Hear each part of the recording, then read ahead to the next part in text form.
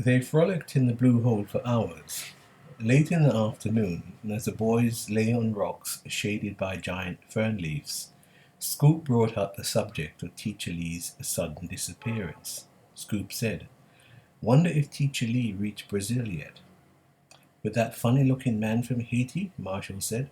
"So them say," Scoop said. "I don't believe Teacher Lee would go away just like that," Marshall said emphatically.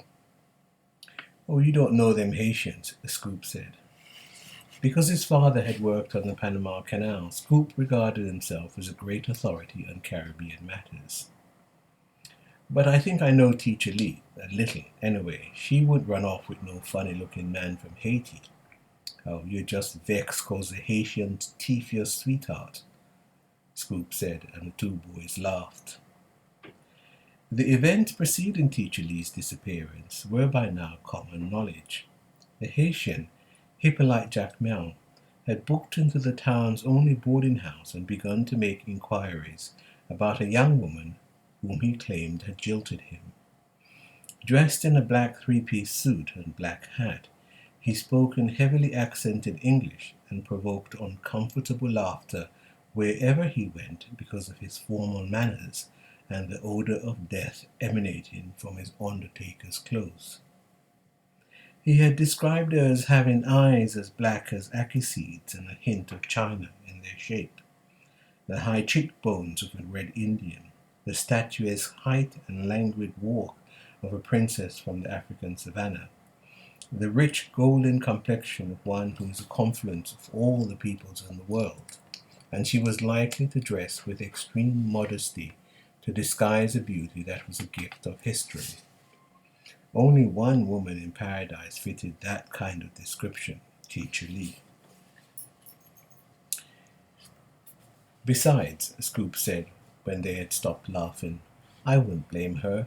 Who would want to spend all their life in paradise? It's the end of the world." "I do," said Marshall. "If I go to Kingston, I'm coming right back here, not catching me wandering round the world." "Not me," said Scoop. He stood up and stretched his thin body so taut that his ribs pressed against his dark skin. "I'm going to see the world." "And how you going to do that?" said Marshall. Scoop laughed dryly and said, "Marshall, you know me. I'm going to lie my way around the world, or my name ain't Scoop Fearon."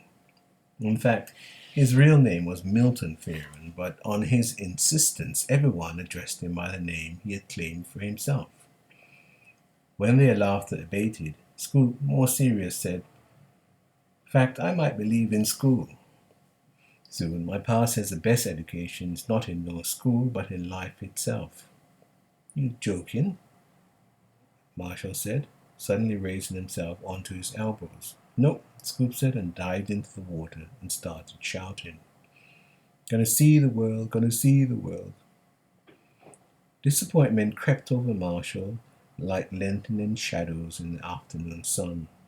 Scoop was his best friend, and without him, school, already robbed of Teacher Lee, looked set to become unbearably tedious. Marshall's mood had plunged so low that when Scoop, insensitive to the crushing effect his casual disclosure had on his friend, observed that they should set off home if they were to get back to paradise before dusk, Marshall could not find the willpower to move. He told Scoop to go ahead. He would catch him up. Scoop departed whistling, and Marshall closed his eyes. He had not intended to doze off, and when he woke, the weak light and cool air inspired him with a sense of urgency. Setting off at a brisk pace, he decided to take the shortcut through Cooper Vale, alongside Mr. Collins's pimento farm. He estimated he would reach a cotton tree on Manchineer Hill before dusk, and from there he could stroll into town. But he had forgotten that the path he had chosen, being seldom used, was covered in high grass, which slowed his progress. Nevertheless, Marshall reached Cooper Vale in good time. There was still plenty of light. Cooper Vale's grove of cedar, eucalyptus, and mahogany trees, festooned with vines, was associated in local lore with sightings of a rolling calf, a laughing cowboy on his three-legged horse, and other apparitions. It was the sort of place most sensible people avoided at night. Midway along the grove, the fencing of the pimento farm visible ahead, he was arrested by the sound of someone calling his name from within the grove. It sounded like Scoop Fearon. Marshall immediately thought that Scoop had taken the same route and was waiting here to frighten him, send him fleeing so he could tease him later. Refusing to be scared, he entered the grove and followed the sound. A few yards into the semi-dark cluster of trees, he stepped on something soft and yielding. He looked down and saw the leg, then the body, and he was startled and leapt backwards and panicked, and then froze in one fluid, continuous moment of absolute fear. A woman lay on the ground. Her face was turned away, and one knee was drawn up to her waist, while the other leg was straight, giving her the appearance of someone blissfully sleeping. She was almost naked, but for the scant remnants of shredded white cloth, strips of which, strewn around her, seemed like petals violently torn from some giant flower. Her entire body and limbs were covered in symbols, ideograms, mathematical formulae, verses, musical notes, Roman numerals, Chinese characters, and pictures of animals and snakes, and a multitude of other unrecognizable images, which all seemed to be animated, whirling and merging into each other as if they were alive, though she was deathly still. And large red ants flowing into and away from her head blazed a shimmering path across the ground, like a river of flames, like a stream of blood.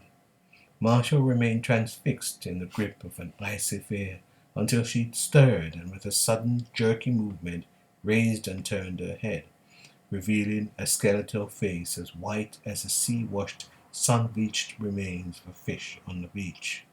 Then he turned and ran. How he ran! Many days later he would remember running through the dusk, the scent of pimento bushes, the slight change in temperature above the veil, the sprawling branches of the cotton tree, the faint trace of the sea raw and salty, the white clouds lazily drifting across the pale moon, the fading lights in the distance. But he would never remember exactly when the light went out, when he started running through pure darkness, viscid like the air before an August rainfall. He was certain memory guided him for a few minutes before he crashed into the first garden fence, and someone, Mr. Henry, seized him roughly and said, "Boy, you been drinking white rum or what?" And he answered, "I can't see, I can't see."